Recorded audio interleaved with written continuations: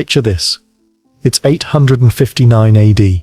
You're sleeping peacefully in your village monastery, when suddenly, dragon-headed ships emerge from the morning mist. Within minutes, your world explodes into chaos. Screams pierce the air, buildings burn, and you're about to become property, human cargo, worth more than gold to the most feared traders in medieval Europe. Today we're diving into the darkest chapter of Viking history, a multi-billion-dollar industry that would make modern human traffickers look like amateurs. Because what I'm about to reveal will shatter everything you thought you knew about these legendary warriors. But first, hit that subscribe button and ring the notification bell because this story gets darker than you can imagine. When most people think of Vikings, they picture fierce warriors with horned helmets sailing across stormy seas. But here's what History Channel won't tell you. The Vikings weren't just raiders, they were the masterminds behind medieval Europe's most sophisticated and brutal slave trade network. The word slave itself comes from Slav, because Vikings captured so many Slavic people that their ethnicity became synonymous with bondage. Think about that for a moment. An entire people group's name became the word for human property. From 793 to 1066 AD, these maritime entrepreneurs built an empire not just on conquest, but on human flesh. They called their slaves thralls, and what they did with them would horrify even the most hardened criminals today. So how did a bunch of Scandinavian farmers become Europe's most feared slave traders? And why did this industry shape the medieval world more than any battle or conquest?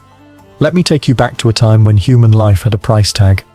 The year is 842 AD. Brother Marcus is copying manuscripts in the scriptorium of his Irish monastery. When he hears it, a sound that would haunt survivors for generations, the war cry of Vikings. These weren't random attacks. Vikings had turned human hunting into a science. They studied seasonal patterns, mapped defenseless settlements, and timed their raids with surgical precision. Monasteries were gold mines, not just for their treasures, but for their educated monks who could read and write. In slave markets, literacy meant premium prices. But Vikings didn't just grab whoever they could find. They were selective hunters. Young, healthy individuals fetched the highest prices. Children were particularly valuable, easier to transport, train, and integrate into new societies. Skilled craftsmen, beautiful women, and strong men were sorted like livestock. The raids followed a brutal pattern. Vikings would surround a settlement at dawn, using psychological warfare to maximize panic. They'd deliberately spare some victims to spread terror to neighboring communities. This wasn't just conquest, it was marketing. Fear made future raids easier. Brother Marcus watches in horror as his fellow monks are chained together. Some try to run. The Vikings laugh. They've done this hundreds of times. Within hours, Marcus has gone from a man of God to merchandise. Here's what's truly chilling. Vikings didn't see this as evil. In their culture, being captured meant you were weak. Natural selection in action. The strong survived, the weak became property. It was business. But capturing slaves was just step one in a vast commercial network that would make modern corporations jealous. Vikings had created the medieval world's first international logistics company, built entirely on human trafficking. The journey from capture to sale was a nightmare of calculated cruelty.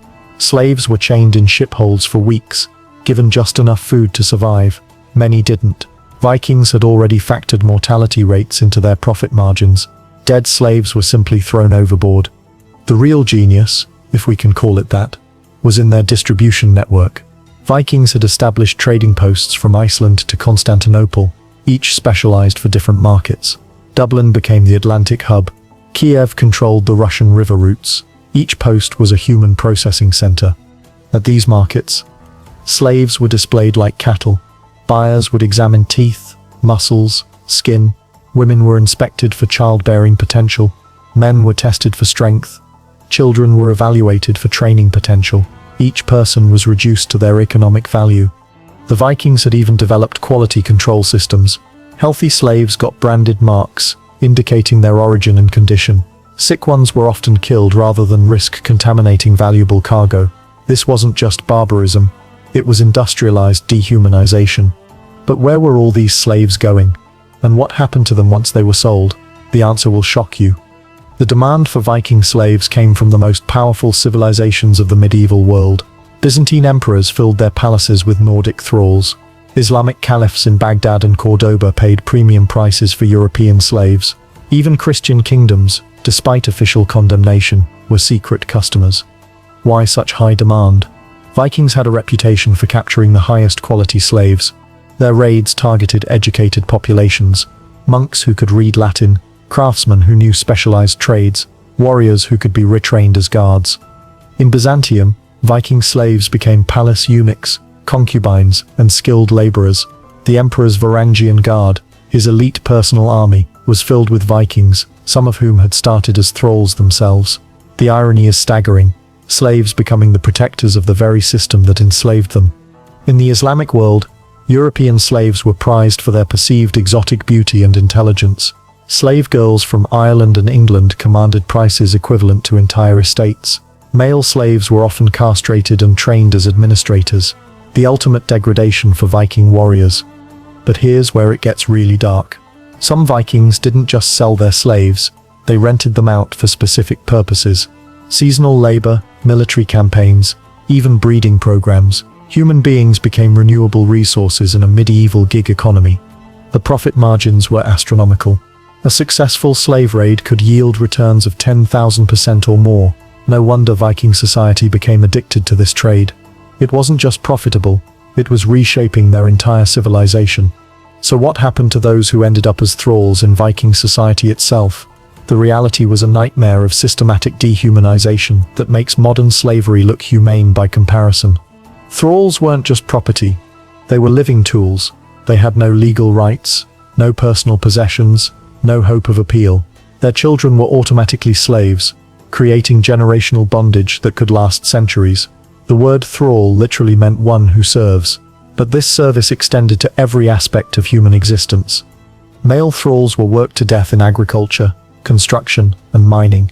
They cleared forests, built fortifications, and rowed longships on raids, often against their own people. The psychological torture was as brutal as the physical. Imagine being forced to help capture more slaves from your homeland.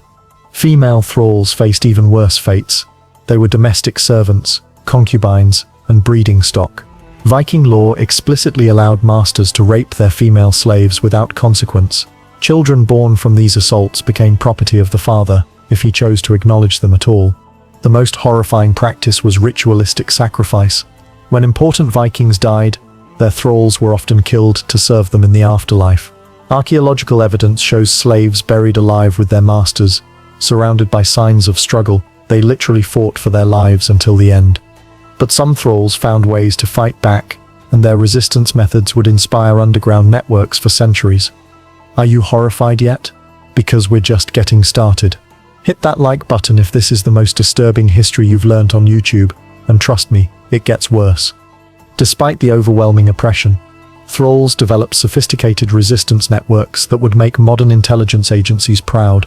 They used coded language, secret meeting places, and elaborate escape routes that spanned continents. The most successful resistance came from an unexpected source. Other thralls, slaves who had gained their master's trust, would help newcomers adapt, share survival strategies, and plan escapes. Some became double agents, appearing loyal while secretly sabotaging their master's operations. Archaeological evidence suggests some thralls maintained their original religious practices in secret, creating underground churches and pagan shrines. These became centers of resistance, where slaves could remember their humanity and plan for freedom. The most dramatic form of resistance was suicide. Rather than live as property, some thralls chose death on their own terms. Vikings actually developed specific punishments for attempted suicide, because dead slaves had no economic value. But here's what's truly remarkable. Some thralls not only escaped, they became Viking leaders themselves. The line between slave and free was sometimes more fluid than we imagine. Successful thralls could earn their freedom through exceptional service, and a few even became jarls, Viking nobles. Let's talk numbers, because the scale of Viking slave trading was staggering. Conservative estimates suggest Vikings captured and sold over 500,000 people during their 300-year reign of terror. That's larger than many medieval kingdoms. The economic impact reshaped European society. Entire regions were depopulated by slave raids. Ireland alone lost an estimated 100,000 people to Viking slavers. Some communities never recovered. leaving ghost towns that archaeologists still discover today. But here's the twisted irony. Slave trading ultimately weakened Viking society. As they became dependent on slave labor, free Vikings lost essential skills. Why learn to farm when thralls do the work? Why develop craftsmanship when slaves provide finished goods? This economic dependency created a vicious cycle. Vikings needed constant raids to maintain their slave supply, which required more warriors, which meant more raids. They had created an unsustainable economy based on human misery. The profits were so enormous that Viking society became stratified around slave ownership. The number of thralls you owned determined your social status. Some jarls owned hundreds of slaves, creating private armies of human property. So what ended this nightmare? The answer isn't what you'd expect. It wasn't Christian morality or military defeat. It was economics and politics. As European kingdoms became stronger and more organized, Viking raids became riskier and less profitable. The rise of feudalism created alternative labor systems that didn't require constant military campaigns, and ironically, some of the most powerful Viking leaders realized that free farmers were actually more productive than terrified slaves. The conversion to Christianity played a role, but not the way most people think. Christian Vikings didn't suddenly develop moral objections to slavery, they just found new ways to justify it. Enslavement became conversion opportunity, and slave raids became missionary work. The real death blow came from an unexpected source: the slaves themselves. As thrall populations grew, they began outnumbering their masters in some regions. Vikings realized they were sitting on potential rebellions that could destroy their entire society. The Viking slave trade didn't just disappear, it evolved. Many of the techniques, routes, and markets they established were inherited by later slave traders. The transatlantic slave trade used distribution methods pioneered by Vikings centuries earlier. The psychological scars lasted even longer. Entire cultures developed defensive mindsets that persisted for generations. The fear of slave raids influenced settlement patterns, military strategies, and social structures across medieval Europe. But perhaps the most chilling legacy is how easily civilized people convinced themselves that slavery was natural, profitable, and even beneficial. Vikings weren't uniquely evil. They were humans who built an economic system around dehumanization and then normalized it. The thralls who suffered in Viking society were fathers, mothers, children, artists, farmers, and dreamers. They had hopes, fears, and stories that were erased by history. The least we can do is remember that they existed, that they mattered, and that they deserved better. Today, modern slavery still affects an estimated 50 million people worldwide. The faces change, but the fundamental evil remains: humans treating other humans as property. The Viking slave trade ended over 900 years ago, but its shadow still haunts our world. So what do you think? Did this change your perspective on Viking culture? Are there other dark chapters of history you want us to explore? Let me know in the comments below.